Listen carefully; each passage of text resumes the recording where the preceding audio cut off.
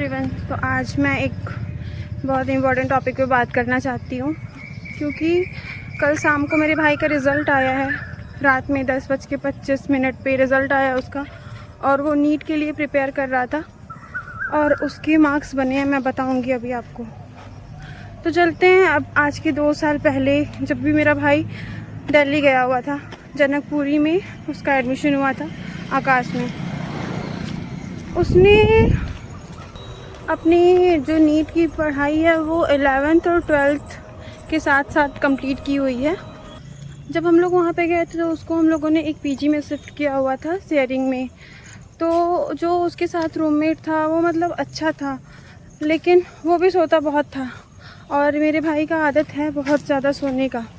But we thought कि अगर पैसा खर्च हो रहा है, उसको समझ में आ रहा होगा कि हाँ पैसा बहुत लग रहा है तो वो पढ़ेगा। तो हम लोग इस इल्यूज़न में थे कि हाँ वो पढ़ रहा होगा। लेकिन उसने अपना पूरा जो 11th है वो फ्रेंड सर्कल में, क्योंकि जब बच्चे नए नए बाहर जाते हैं तो वो इन्वायरमेंट के हिसाब से ढलने लगते हैं। तो उसका जो फ्रेंड सर्कल था डेट वॉज नॉट लाइक कि पढ़ाकू टाइप का। वहाँ के बच्चे जो थे, मतलब जो भी उनको मिले बच्चे, वो बहुत पढ़ने वाले बच्चे नहीं थे। तो मैं यही कहना चाहूँगी कि अभी जो भी एस्पिरेंट्स हैं, बाहर रह के पढ़ने जा रहे हैं, आप लोग अभी बच्चे हो, छोटे हो, लेकिन फ्रेंड सर्कल में अगर आप प्रिपरेशन करने जा रहे हो तो आपको फ्रेंड सर्कल में नहीं पढ़ना है। मतलब अपने आप को, अपने माइंड को कंट्रोल करना सीखो। फ्रेंड सर्कल में नहीं पढ़ना है क्योंकि आप वहाँ पे प्रिपरेशन करने जा रहे हो और पेरेंट्स बहुत ही ज़्यादा एक्सपेक्टेशन के साथ आपको वहाँ पे भेज रहा है। और सबसे पहली चीज़ तो ये हो गई। और दूसरी चीज़ ये है कि अगर आप वहाँ जा रहे हो तो यार पढ़ो, क्योंकि देखो पेरेंट्स जो हैं वो चाहते हैं कि आप लोग लाइफ में कुछ कर लो जिससे कि आपकी लाइफ बेटर हो। और सेकंड चीज़ ये है कि आपका अगर कोई गार्जियन है और आपको अगर कोई गाइड करने वाला है तो आप उनकी बातों को सुनो। मेरे भाई को मैंने बहुत गाइड किया कि बाबू ऐसे पढ़ लो, ऐसे पढ़ लो, बट उसने मेरी एक भी बात नहीं सुनी। और एक चीज़ और कि अगर आपको ऑफलाइन पढ़ने भेजा गया है तो प्लीज़ आप लोग मतलब कॉलेज हमेशा जाओ, जो भी मतलब वहाँ पे कोचिंग सेंटर है वहाँ पे हमेशा जाओ, क्योंकि ऑफलाइन का और ऑनलाइन का कॉस्ट बिल्कुल अलग अलग होता है। ऑनलाइन में बच्चे बहुत कम पैसे में पढ़ लेते हैं और वो पेरेंट्स के पास रह के पढ़ लेते हैं, लेकिन जो ऑफलाइन का कॉस्ट होता है वो बहुत ज़्यादा होता है। मेरे भाई का ऑफलाइन का जो भी कॉस्ट था वो टोटल 2 लाख पड़े थे। तो उसकी कोचिंग से अक्सर कॉल आया करेगा कि आपका बच्चा यहाँ कोचिंग नहीं आ रहा है, तो दिस इज़ नॉट फेयर। मैं उसको कॉल करके बोलूँगी तो वो बोलेगा नहीं मैं गया था कोचिंग वगैरह वगैरह, बहुत सारे एक्सक्यूज़ेस। तो अगर आप ऑफलाइन पढ़ रहे हो तो आप कोचिंग जाओ। आप ऑनलाइन पे और फ़ोन से पढ़ के मत अपना टाइम वेस्ट करो। टीचर्स जो पढ़ा रहे हैं वो पढ़ो।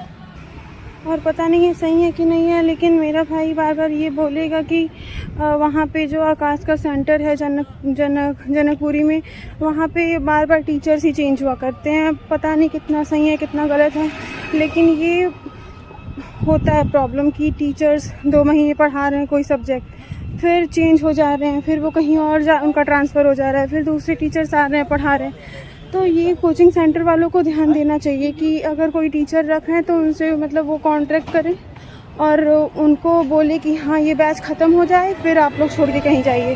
क्योंकि बच्चा जब एक टीचर से कनेक्ट हो जाता है तो वो फिर दूसरे टीचर का उसको पढ़ाई समझ में नहीं आता है।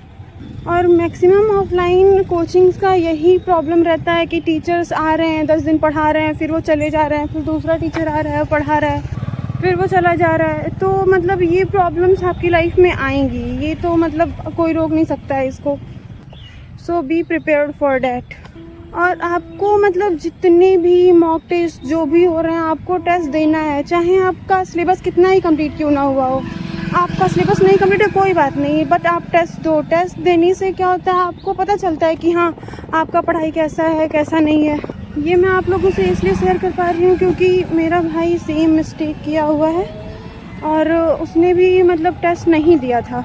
बहुत सारा टेस्ट वो छोड़ देता था, बोलता था मेरा सिलेबस कंप्लीट नहीं है, ये नहीं है, वो नहीं है। But this is not true. आपको टेस्ट देना चाहिए, हमेशा टेस्ट देना चाहिए।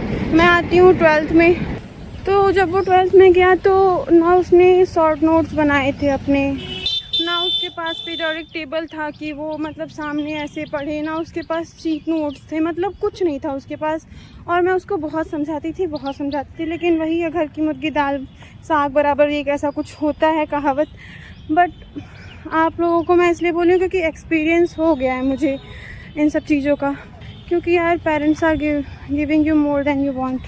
सो यार पढ़ाई करो बस, और मतलब पढ़ाई करो, एनसीईआरटी का बुक पढ़ो आपको, क्योंकि एनसीईआरटी के बुक से भी बहुत सारी चीज़ें आती हैं और उसने एनसीईआरटी का बुक भी नहीं पढ़ा हुआ था। देखो मैं अगर सीधे सीधे बताऊँ तो उसने ऑफलाइन बैच लेके ऑनलाइन पढ़ाई की हुई है। बस आपको ये गलती नहीं करनी है। ओके, मैं लास्ट में अभी उसका जो रिज़ल्ट है वो ऐड कर दूँगी। मैं ये नहीं कह रही कि मेरे भाई ने मेहनत नहीं किया है, उसने ऑफ कोर्स मेहनत किया होगा जब वो बोल रहा है कि वो पूरे दिन भर पूरे रात भर पढ़ रहा है। पर यार इतना मेहनत करने के बाद से ऐसा अगर रिज़ल्ट आ रहा है तो यार इट इज़ क्वाइट डिसअपॉइंटिंग है। और मतलब तुमको हार्ड वर्क की नहीं, स्मार्ट वर्क की ज़रूरत है।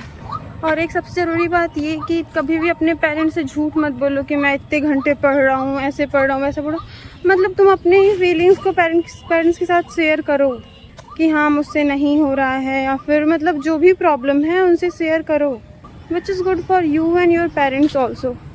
तो 3-4 चीज़ें सबसे ज़्यादा ज़रूरी हैं जो तुम लोगों को याद रखनी ही हैं। फ्रेंड सर्कल में तभी जाओ जब तुम्हारा फ्रेंड सर्कल पढ़ने वाला हो, और अगर तुमसे बड़ा कोई गाइड कर रहा है तो उनकी बातों को सुनो।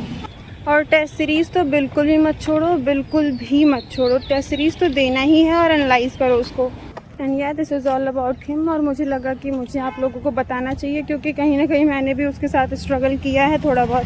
एंड या अगर आप लोगों का सिलेक्शन हो गया है तो कॉन्ग्रेचुलेशंस, और अगर नहीं हुआ है तो मेहनत करो, डिसअपॉइंट नहीं होना है यार। देखो लाइफ में अप्स एंड डाउन्स आते रहते हैं, बट यह ऐसा भी नहीं होना चाहिए कि तुम मेहनत भी नहीं कर रहे हो और तुमको ऐसा लग रहा है कि लाइफ में अप्स एंड डाउन्स आते रहते हैं, तो इट इज़ नॉट करेक्ट। तो मेहनत करो। This is all from my side. अभी शाम हो रहा है और मैं अब कॉलेज से निकल रही हूँ। थोड़ा पार्ट मैंने सुबह कॉलेज जाते वक्त शूट किया।